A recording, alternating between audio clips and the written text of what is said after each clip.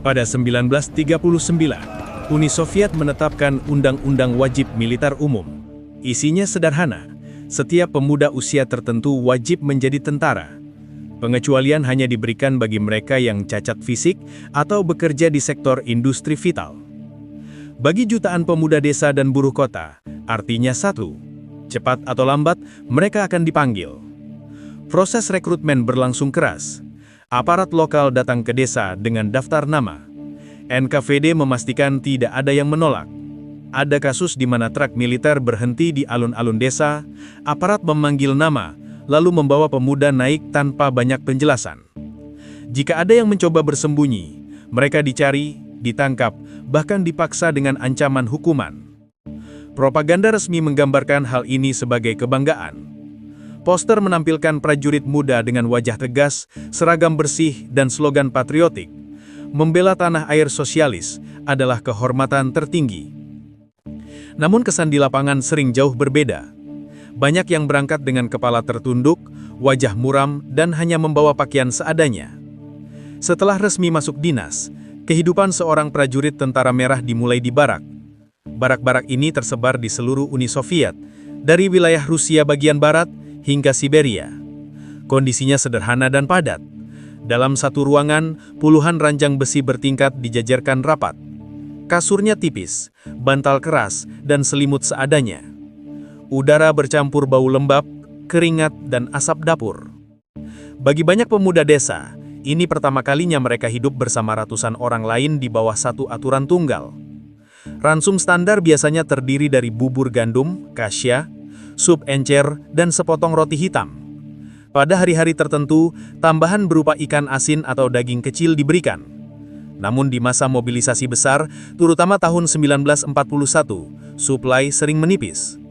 Antrean panjang di dapur barak menjadi pemandangan rutin. Meski sederhana, jatah makan ini menjadi bagian penting dari identitas militer Soviet.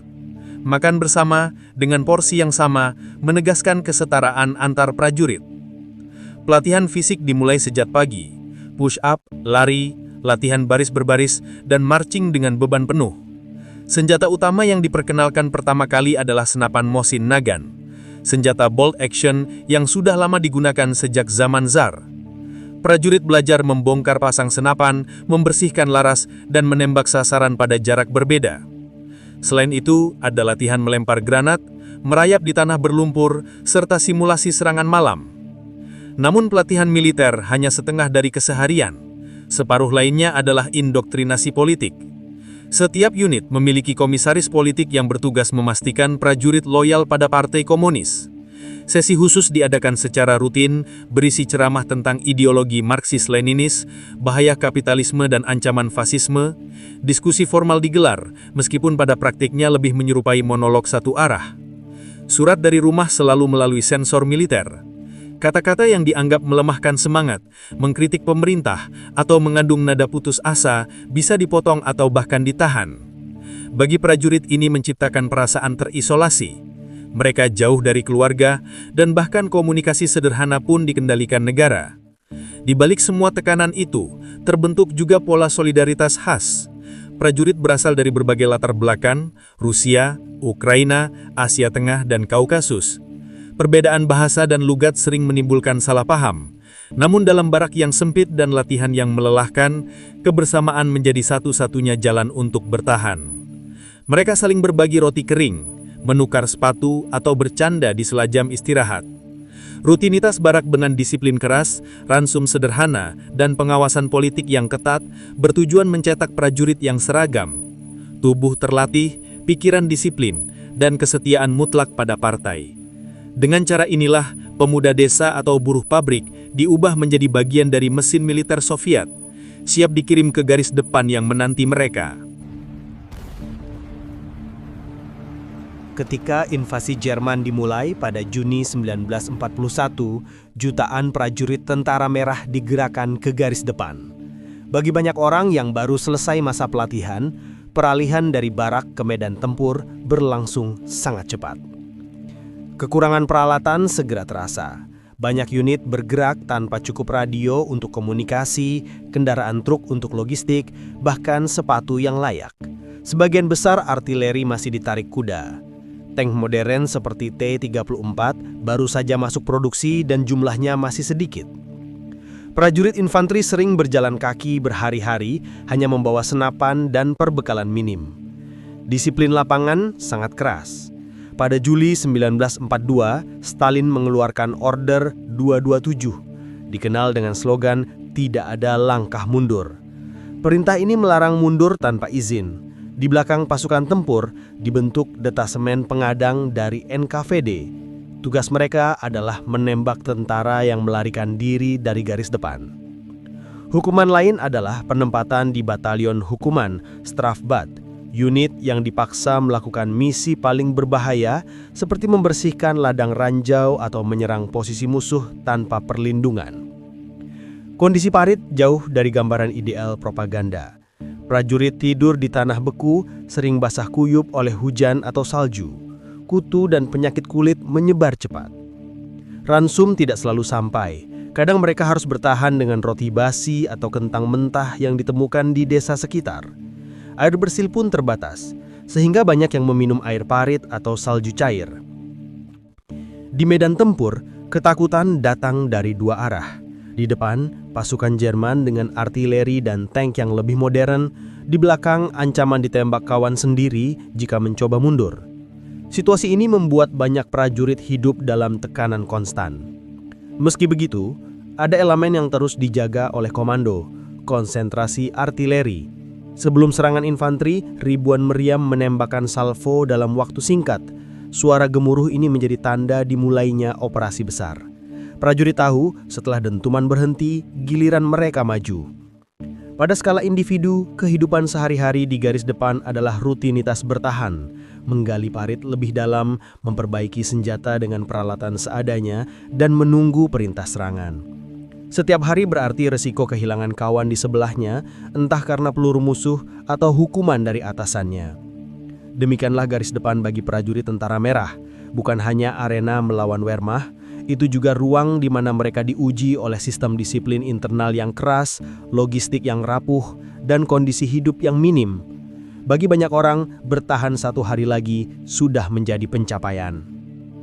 Bagi prajurit Tentara Merah, kemungkinan ditawan musuh selalu membayangi.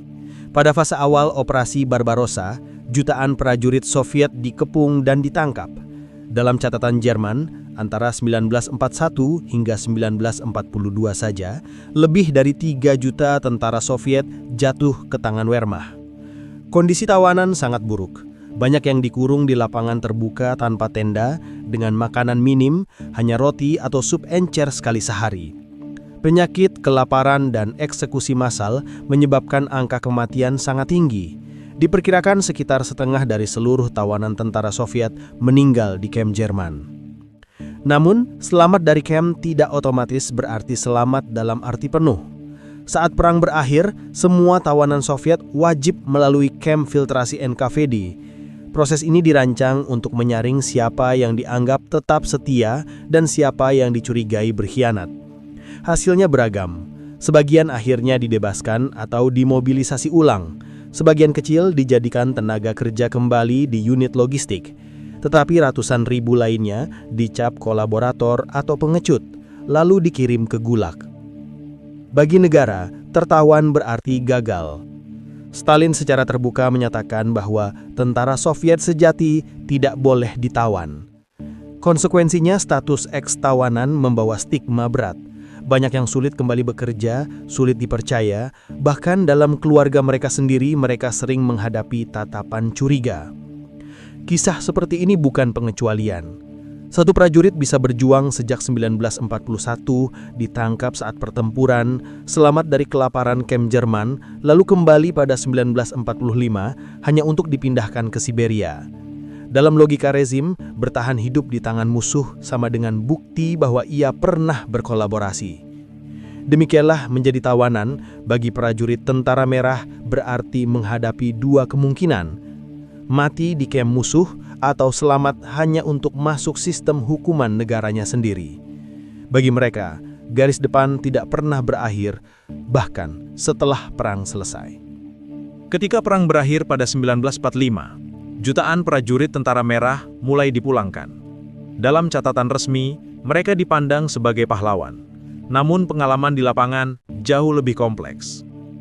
Demobilisasi massal antara 1945 sampai 1948 menghadirkan tantangan besar. Infrastruktur perumahan hancur, ekonomi kacau, dan lapangan kerja terbatas. Banyak prajurit kembali ke kampung halaman hanya untuk menemukan rumahnya rata dengan tanah atau keluarganya mengungsi. Veteran tanpa tempat tinggal harus tinggal di barak darurat atau menumpang kerabat. Veteran cacat perang menghadapi situasi lebih sulit. Jumlah amputan sangat besar, dijuluki samovar karena tubuh mereka penuh prostetik. Pemerintah Soviet sering berusaha menyingkirkan mereka dari ruang publik. Mereka dipindahkan ke panti khusus atau desa kecil agar citra kemenangan tidak tercoreng oleh tubuh-tubuh yang rusak. Tunjangan dan pekerjaan juga terbatas. Negara memang menyediakan gaji pensiun dasar bagi veteran, tapi nilainya kecil dibanding kebutuhan sehari-hari. Banyak veteran harus mengantri untuk pekerjaan di pabrik atau kantor pemerintahan, bersaing dengan warga sipil yang juga terdampak perang. Tidak sedikit yang akhirnya menjadi buruh musiman atau pedagang kecil. Bagi eks-tawanan perang, masalahnya lebih berat. Mereka tetap dicurigai sebagai pengkhianat. Meski ada yang dibebaskan melalui kamfiltrasi, stigma sosial sulit hilang. Banyak yang ditolak bekerja di sektor penting atau hidup dengan status bekas tawanan. Sebuah label yang membatasi akses mereka ke karir dan pendidikan. Kontras antara citra resmi dan kenyataan sangat tajam. Di parade kemenangan, Tentara Merah dipuja sebagai penyelamat Eropa, tetapi di keseharian, banyak prajurit hanya berdiri di antrean roti bersama rakyat lain, medali mereka tidak memberi keistimewaan apapun. Dengan demikian, pulang sebagai pahlawan hanyalah narasi di atas kertas.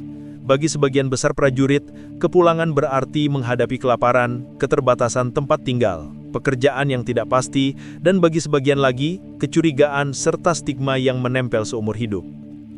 Setelah gelombang demobilisasi pasca 1945, kehidupan prajurit Tentara Merah berlanjut dalam bentuk yang jauh dari citra kemenangan.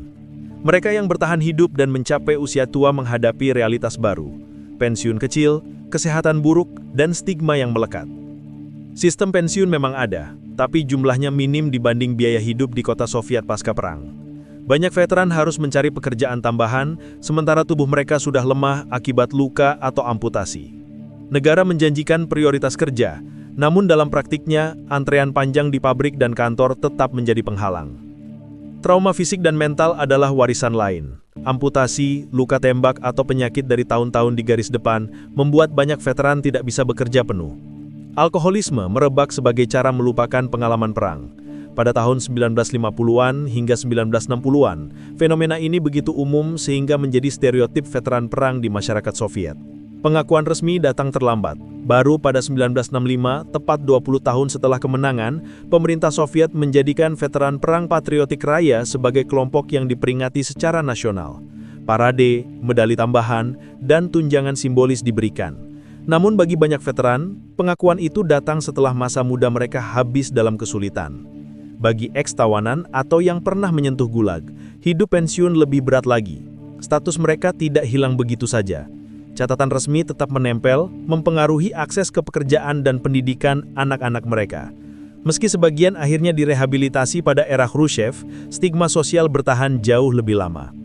Pada akhir hidup, veteran Tentara Merah sering terlihat dengan dada penuh medali di hari peringatan, namun di hari biasa, mereka tetap berdiri dalam antrean panjang untuk roti, minyak, atau daging. Kontras antara simbol penghormatan negara dan keseharian penuh kekurangan menggambarkan paradoks nasib mereka. Bagi sebagian, perang memang berakhir pada 1945, tapi bagi banyak veteran Tentara Merah, perang itu membekas sepanjang hidup dalam bentuk tubuh yang rusak, trauma yang tidak pernah sembuh, dan status sosial yang selalu berada di antara penghormatan dan kecurigaan. Begitulah nasib prajurit Tentara Merah. Mereka bukan cuma lawan Nazi, tapi juga dihantam negaranya sendiri.